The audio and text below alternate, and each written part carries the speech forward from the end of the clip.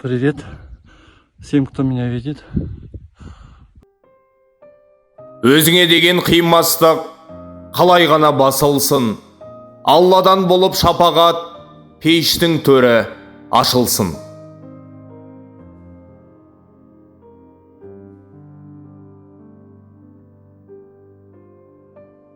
Асқар тауымыз, ардақты әкеміз, қамқор ата. Күні кеше ғана жанымызға сая болып, аласармас алыбымыз болып жүрген едіңіз. Жан әке, есейіп кетсек те сіздің аялы алақаныңызды, айтқан ақылыңызды, шексіз мейіріміңізді сағындық. Уақыт шіркін зымырап жатса да, сізге деген құрметіміз сол күйінде. Ізгі ниетпен, зор сағынышпен сізді еске аламыз.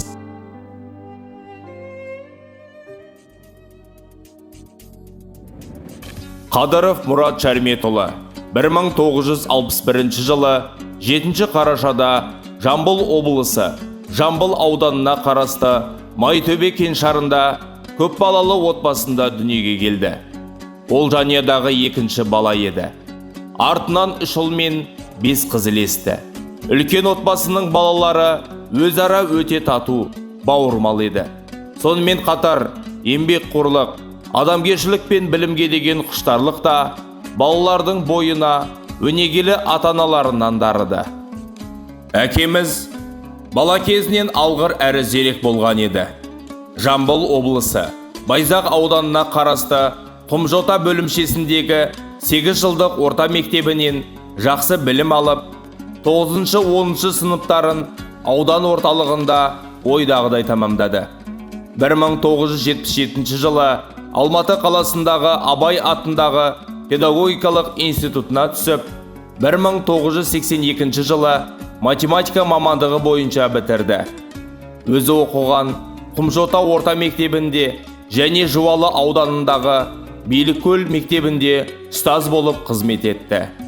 Үлкен жауапкершілік танытып, отан алдындағы парызын өтеу үшін 1984 жылы өз еркімен әскер қатарына алынды. Хабаровск өлкесінде әскери борышын өтеп, лейтенант шенімен оралды.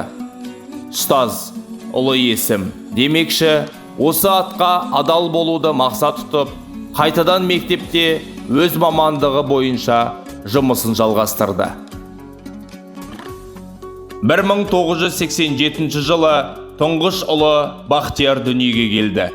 Алғаш әке атану жас жігітті үлкен қуанышқа бөледі. Биік белестерді бағындыруда алдына жан салмайтын ол 1992 жылы Жамбыл педагогикалық институтында сырттай бөлім меңгерушісі болып жұмыс істеді. Ал 1994 жылы институт жолдамасымен Алматыдағы Абай атындағы педагогикалық институтына аспирантураға жіберілді. Оқумен қатар бауырлардан қамқорлығын аямай Алматы қаласына көшіріп әкелді. Бәрі бірігіп, отбасылық бизнес ашты. Түрік компанияларымен серіктесіп, кәсібін өрге дөңгелетті. Сөйте жүріп, аспирантураны бітіріп, 1997 жылы педагогикалық кандидат дәрежесін алды. Осы жылы өмірі жаңа арнаға бұрылды. Тұрлыбекова Айгүл Мұратқызымен отау құрды. 1998 жылы тамаша жаңалық болып, қызы Жәния дүниеге келді. Ата-анасының алдындағы парызына адал болған әкеміз оларды Құмжотадан Алматыға көшіріп алды. Үлкендердің батасымен бизнесі де өркендей түсті. Шаңырағы да шаттыққа бөленіп, 2001 жылы екінші қызы Әлия дүние есігін ашты. Береке бірлік дарыған отбасының қуанышы жалғасын тауып, 2003 жылы үшінші қызы Дәрия туылды. Балалары десе, ішкен асын жерге қоятын қамқор әке, ерке қызының құрметіне фирмасының атын Дәрия Микке өзгертті. Әкеміз өте қарапайым, ақ жарқын жан еді. Кез келген адаммен тез тіл табыса білетін. Ол заман талабын жаңылмай тани білді. Кәсібін дамыту мақсатында халықаралық сауда өнеркәсіп көрмелеріне қатысып, жаңа серіктестермен келісімшарт жасасты. Салауатты өмірге құштар, белсенді, білікті әкеміз алдына қойған талай мақсаттарына қол жеткізсе де, ары қарай тынбай еңбектенді. 2009 жылы Аллах тілеулерін беріп, көптен күткен ұлы Ернұр дүниеге келді. Ал 2014 жылы үлкен ұлы Бақтиярды үйлендіріп, жанұя қуанышы үлкен тойға ұласты. 2016 жылы немересі Айзере туылып, алғаш рет ата атанды. Ол осы уақытқа дейін ата-анасымен бірге тұрып, олардың алдындағы борышын өтеп, 2017 жылы ғана өзінің жеке отауын көтерді. Осы орайда айта кететін тағы бір жай, әкеміздің ел алдындағы беделі.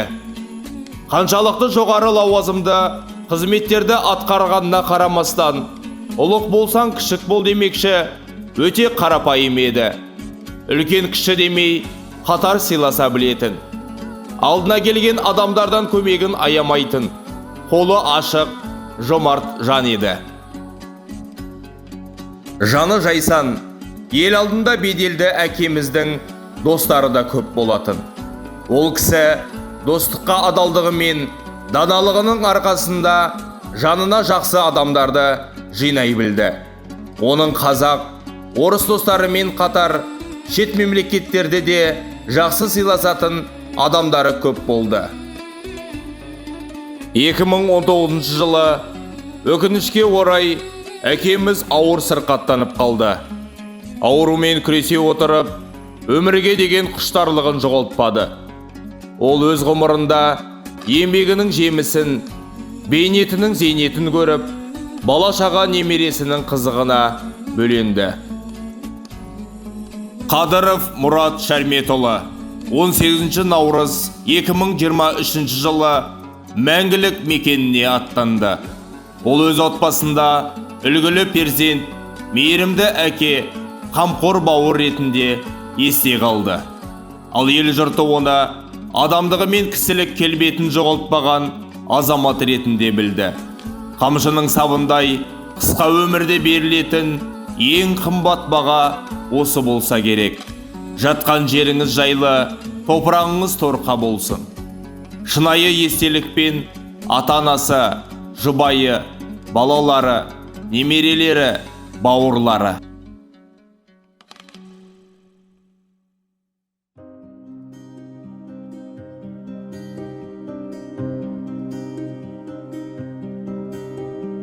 Көздегі күңіренген күнде мұңаямды өкпелеймін кімге?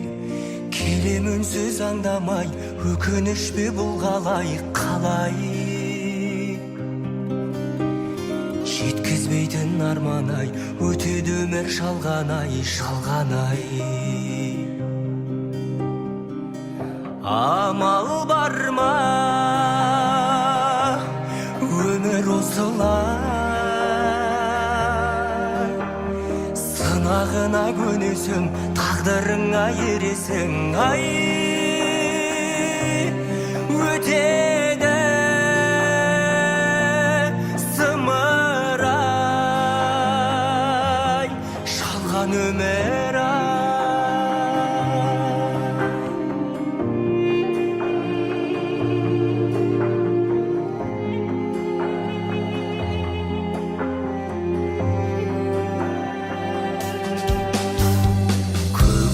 Жадыраған күнге мен қашан жетерімді білмей, жауыны көп таңдардай жаным мұңды бұл қалай? Өтіп өмір жалған-ай, әуресіне салған-ай. Амал бар ма? Өмір осылай, сынағына көнесің, тағдырыңа ересің. Ай, өтеді зымырай, жалған өмір.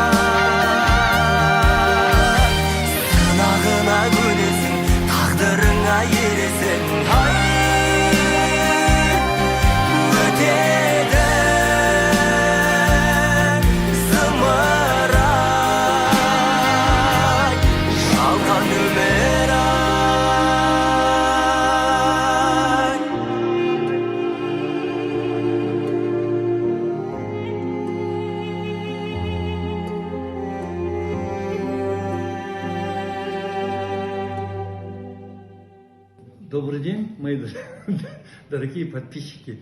Очередной челлендж на тему коронавирус. Коронавирус по земле. Холодно. Надо питаться хорошо. Назира, возьми бургер. Новый челлендж. Коронавирус.